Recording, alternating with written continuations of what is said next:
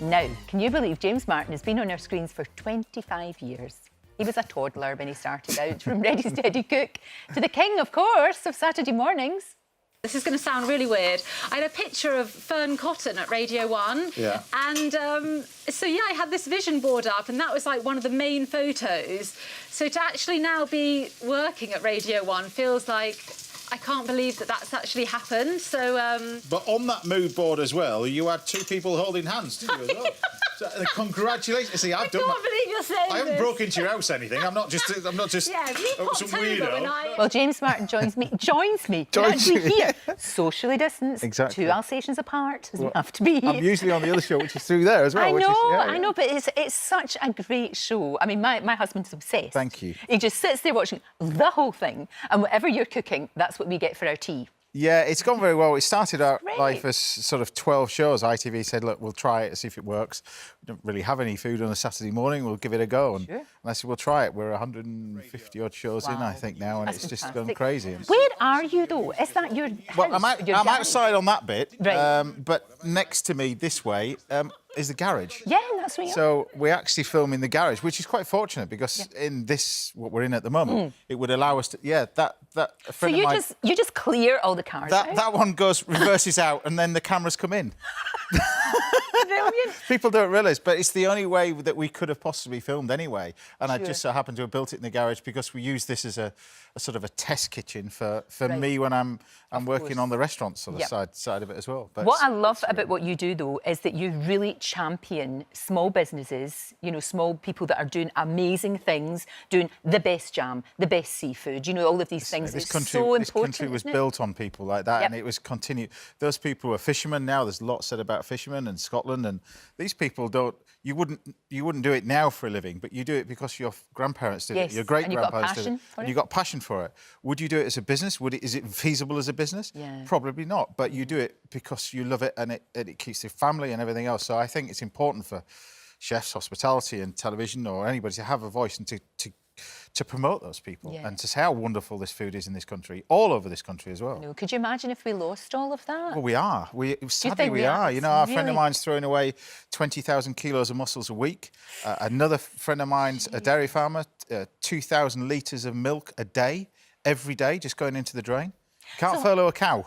No, you can't. That's very true. Nature continues going. But you've got this brilliant idea, like a web shop to help people. Yeah, but again, we've got to start eating these amazing Well, things. I set it up to give people access to a bigger audience, give the suppliers a bigger audience. Because when we were doing the same thing on the Saturday show individually, and it was breaking their websites because they couldn't handle the volume of traffic, which is amazing. The success stories has been fantastic. That's what really you good. want. Yeah. So I sent it, to help people out, to help the volume, we set up a little web shop. It was my team and a team of chefs, and they told me about this guy who was throwing away the mussels. So we set it with that, and then it's sort of expanded, and now there's about 900 different products on there. So That's fantastic. You are a champion. I think that's absolutely it just wonderful. helps people out. Now, look, not only are you wonderful, but you've brought me a cake. I have got This you a is cake. Yeah. the most beautiful cake I've ever seen. And tell me what's on top of this. Oh my Well, this God. is one of the suppliers. This is from the toffee shop in Cumbria. You can go online and buy this from Penrith. Great story with it. A guy called Neil runs the company now. It's moved shops twice, but the amazing family that started it all off. Neil's amazing.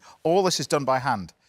Tons and tons and tons of it. And he does it the old-fashioned way, over a stove, copper pans, stirring it by hand. God, he must have biceps. Massive. Like, unbelievable. But it all started off with this wonderful lady, and she set it all off, and this was 100 years old. But this is just one of the many stories, really. Amazing stuff, isn't it?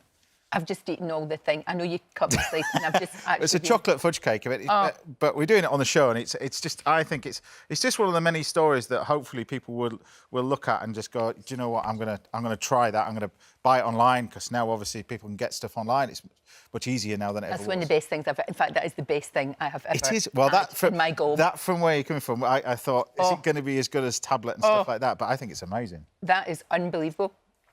And don't think I'm not going to eat that whole cake and nobody's going to get a bit. It's made for you for breakfast. That's what it is. That's what we should be having for our breakfast. Well, It that's should. been my problem over 25 years of TV, as I've ballooned and everything else. But Oh, we all have.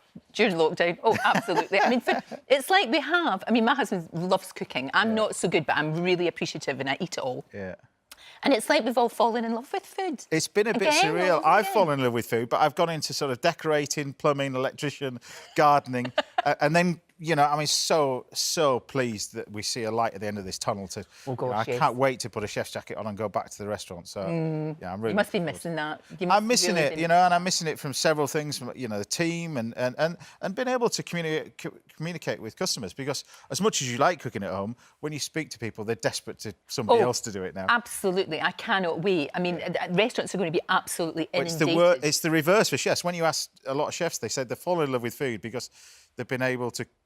It sounds ridiculous because when you're a head chef, you don't cook like you do in a restaurant. It's really weird that you have time to cook at home, whereas you not get time otherwise. Right. So you kind of, I say that, and I've said that with a lot of chefs. A lot of chefs are Michelin star chefs, and they've said they've fallen in love with food because of this. No. And it's changed your way of thinking, and it's given you a different focus. That's good. We'll probably see a whole sort of flowering of amazing things. Let's hope so. Do you know what I mean? Let's hope so. The future's looking bright if you can just hang on long enough. And 100 odd days is a long time still left to go. It's an awful long time, because the whole back end of the supply chain and everything else is a difficult thing to refire up. It's not an easy project to do. Tell me on Saturday, what am I going to have for my tea on Saturday night? What are you doing? Well, that again, probably. That one again, really. But I mean, that won't last till Saturday. That's usual selection. We try and do seasonal sort of stuff. I mean, tomorrow, for instance, I'm just redoing all the garden. So I'm actually planting a load of plants in the garden, so we can actually get the seasonality side of it. You use all the things that you do? Well, it is. I mean, literally, when you see it to the left behind Molly that you saw there, that's the veg garden, and we go out and pick bits and pieces. So I show people what to do, really. But you're going to get that again. So that for starters and that for dessert. That suits me just fine. I've eaten the whole topping off of that. I know you have. I've eaten the whole thing. There's not anything. But I did bring 2 more boxes for you, because I thought you might take that, and then you can take that back. Can I just say you can come back any time? In fact, can you come back every day? Well, it's a pleasure. And we'll obviously see you Saturday morning at 9:30 there, cup of coffee, watching, knowing what I'm going to get for my tea. And the great tip about poached eggs. Poached on eggs. Saturday. I believe that you borrowed that one. And it worked. Perfection. Ice cold water is the key. Perfection. Absolutely brilliant. Thank you, James. It's a pleasure. Always a joy to see you. It really is. Thank you as well. Don't forget, you can watch full episodes of Lorraine on the ITV Hub, and all the best clips, compilations and playlists right here on our channel. Just subscribe now and you'll never miss an upload. Click here to watch another video similar to this one, or click here to head to our channel's homepage to explore all of our exciting videos.